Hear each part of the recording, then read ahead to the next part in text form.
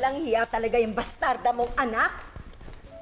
Talagang sa sobrang galit niya sa atin, pinapakita niya na naiisahan niya tayo. Ano bang gusto niyang gawin natin? Gawin siyang isang prinsesa sa bahay?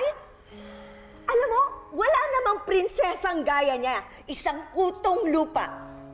Napakasinungaling niya. She wants me to suffer, Mom. Nakita ko kung paano niya ako tingnan kanina. Ramir, she wants to destroy our daughter. Ginagantihan niya tayo. To think na nakwento ko sa kanya yung side ko, tapos hindi pa rin niya ako paniniwalaan? Huwag na kayo magpa-apekto kay Lilet. May kakayahan siyang gawin kung anong gusto niya. Ang dapat natin pagtuunan ng pansin kung paano natin may papanalo ang kasong ito. We have to focus on how to win this case.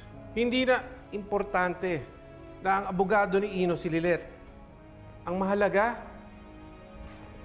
nasa panig tayo ng katotohanan.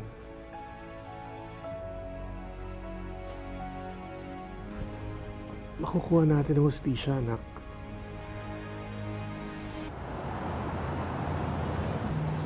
Sure ako nag-iimbento lang ng kwento yung Trixie na yan. Tignan mo naman yung lawyer na anak ni Calorena. Babae. Kaya sure akong kumata niyo yung Trixie na yan, hindi tatanggapin ng babaeng lawyer yung kaso para sa mga daliyon sila kumampi. Stop reading this nonsense. They don't know the whole story, Dad. They're judging me. Huwag ka magpa-apekto sa kanila. We're here. We believe in you. And we're fighting for your case. How can I not be affected? Ako yung nirape. Ako yung binaboy. Tapos ako pa yung masama? Ako yung masama sa mga taong yun? Why they're so harsh?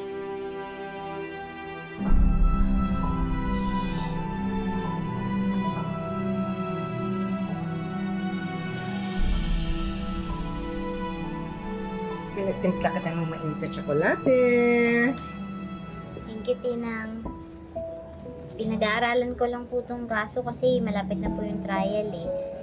Hinahanap ko po kung anong magandang gawing point of attack. Naku, dapat pala pinapatay ko na to. Nakaka-istorbo lang sa'yo. Pwede ko namang balikan. Buti na nga lang, pwede nang manood sa cellphone. Dati, nung bata ka pa, sa TV lang pwedeng manood. Hindi na po, Tinang. Sige, manood lang po kayo. Sigurado ka? Opo. O sige, inimin mo na yan bago pa lumamig. Sige po. Basta kayo manood lang po kayo dyan para makapag-relax kayo. Sigurado ka, ha?